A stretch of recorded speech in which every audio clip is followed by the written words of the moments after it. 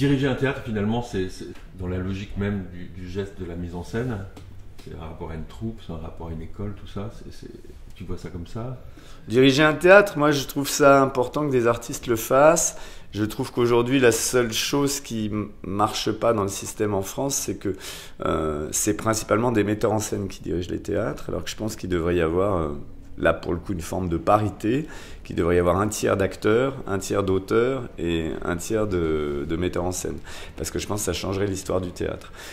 Et que, je cite toujours ça, c'est pas parce que je suis en train de parler pour le Rond-Point, mais je trouve que quand des auteurs dirigent des théâtres, voir Jean-Michel au Rond-Point ou Wajdi à Mouawad à la Colline, ça change radicalement la manière dont les choses se font, s'inventent.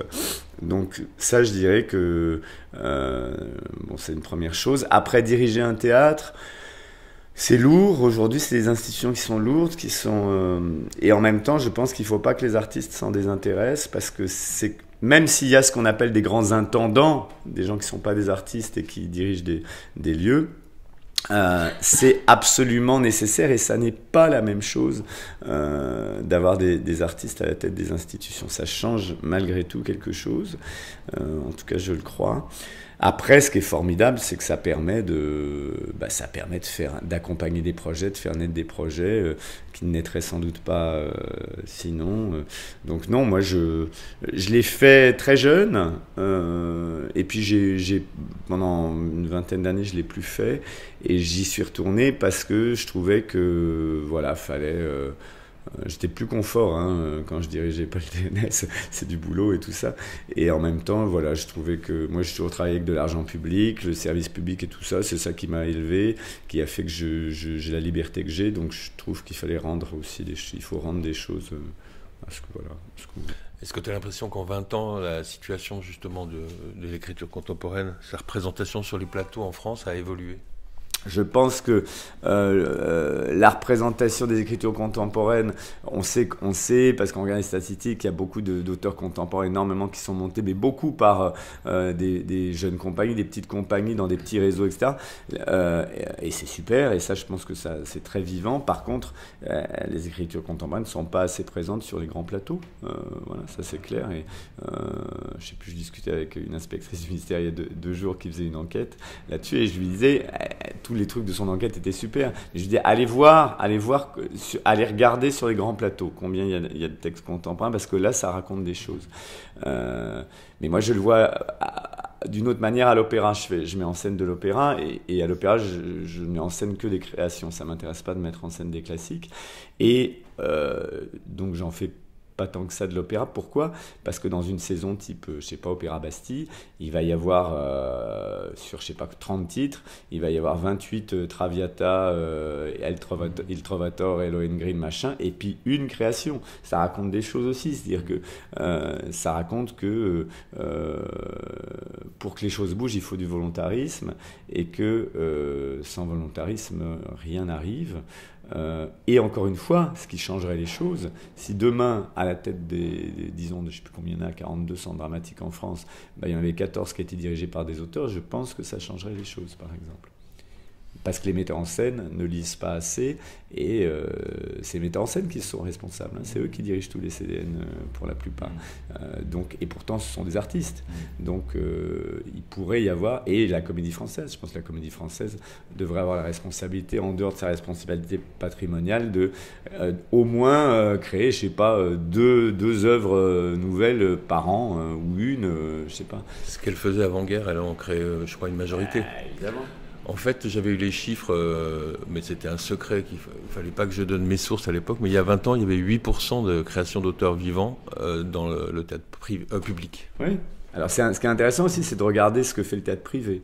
Ils sont plus sur les auteurs vivants. Ouais. Après, on peut avoir des discuter, mais en tout cas, c'est intéressant à voir. Quoi qu'il y a, en ce moment, il y a une espèce de retour spectaculaire de misanthropes, malades imaginaires, etc.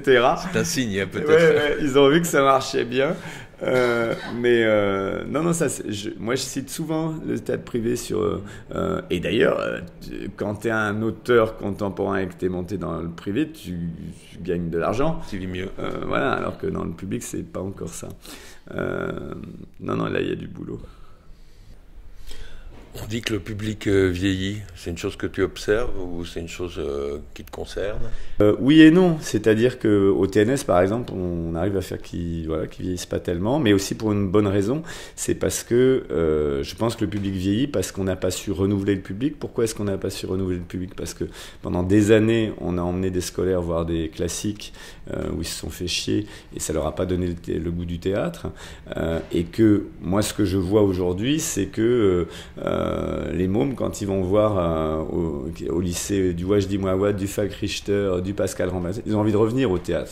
C'est le contemporain qui donne envie aux gens d'aller au théâtre et aux nouvelles générations. Donc là, je pense que le théâtre français, en général, a fait une grosse connerie en investissant avec l'éducation nationale sur Tartuffe, Don Juan, Bérénice, Andromaque, etc. C'est super, hein, mais qui devrait être vu à la marge et pas principalement par les jeunes gens. Et je pense que ça porte une lourde responsabilité dans le fait qu'il n'y ait pas eu de renouvellement de public, etc. Après, on voit, moi, tout le boulot que je fais au TNS, où on fait 87% de contemporains, y compris sur les grandes salles, grandes scènes, et c'est plein, ça montre que et on a un public qui est rajeuni. Donc je pense que si on pense les choses au bon endroit, les choses avancent, Mais je pense que là, il y a du boulot, parce qu'il y a toujours beaucoup de gens, à la fois au ministère de la Culture, à la fois à la tête des théâtres, qui se disent que s'il faut un Shakespeare, s'il faut un Brecht et s'il faut un Molière, les salles vont être remplies, etc. Et que moi, je pense qu'il faudrait penser différemment, pas penser... sans compter cette absurdité qui est dans la tête des gens que les classiques seraient des grands textes et que les contemporains seraient des petits textes.